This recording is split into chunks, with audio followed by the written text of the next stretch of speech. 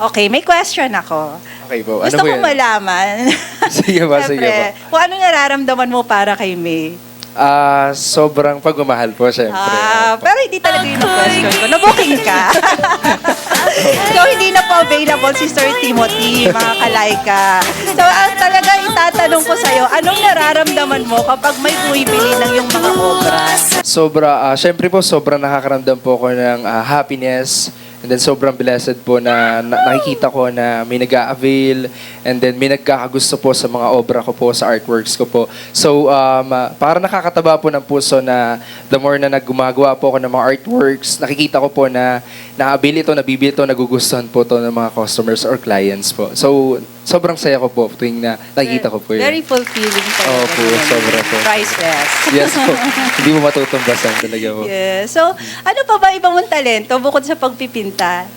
Actually, gusto ko rin po ng uma-acting. So, second, ko po yun, talent. So, na-acting din po ako. Nag-play din po ako ng mga instrument. Alright. So, magaling ka bang mag-acting, Sir Timothy? Sakto lang po. Siguro nung high Sabi school mo, may po ako. talent ka Opo. sa acting.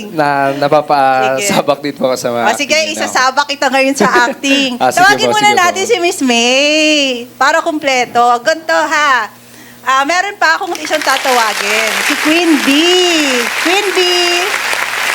Yes. Hello, everyone. Yeah, this is Queen B and Miss May. Yeah. So, ganito ang situation. Magkarelasyon kayo for 4 years, si Queen B. Tapos, nakilala mo si Miss May. So, ipagpapalit mo si Queen B. So, yun na yun. Okay? Okay. O, ready na kayo? O, sige. O, exit muna, Queen B. Okay. Okay. O, pag sinabi kong action, ha? Okay, 1, 2, 3, action! Sumupunta tayo doon. Oo, gusto ko to. Kaya pa ako tawag sa kanya. Asan ba siya? Gusto ko po pumunta. Ay, naku, hindi siya sinasagot yung cellphone. Kailan? At dito ka lang pala! Kanina pa ako tawag sa'yo. Hindi mo sinasagot. Teka, sino siya? Pasensya na, Maki. Ano pasensya na, Maki? Pasing ang pangalan ko, hindi Maki. Sino siya? Pasensya ka na, May. Sino siya? Maki, patawarin. Siya ba? Siya ba ang pinagpalit mo sa akin? Alam ko, Kukuha Maki. ka lang! Alam ko, marami kang pagkukulang. Wala akong pagkukulang. Hindi mo natutugunan lahat ng mga pangangailangan ko. Kilala mo si May? Kaya niya ibigay lahat. Pero ikaw, nasan ka na mga kailangan kita? Binigay ko sa'yo lahat! Pati abdo na yung nanay, binigay ko sa'yo, sinangla ko! Naririnig mo ba yung mga sinasabi mo? Narinig ko! Halos Dating eh. ubusin mo yung allowance ko.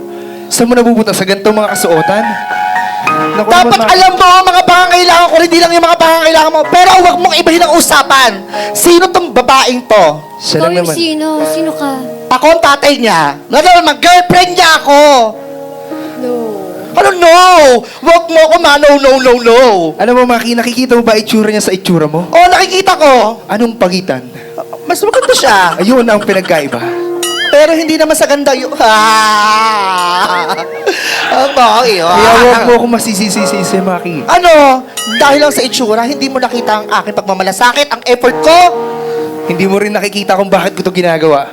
Anong ba ang ginawa niya lang hindi ko kayang gawin? Sawang-sawa na ako sa mukha mo. Okay.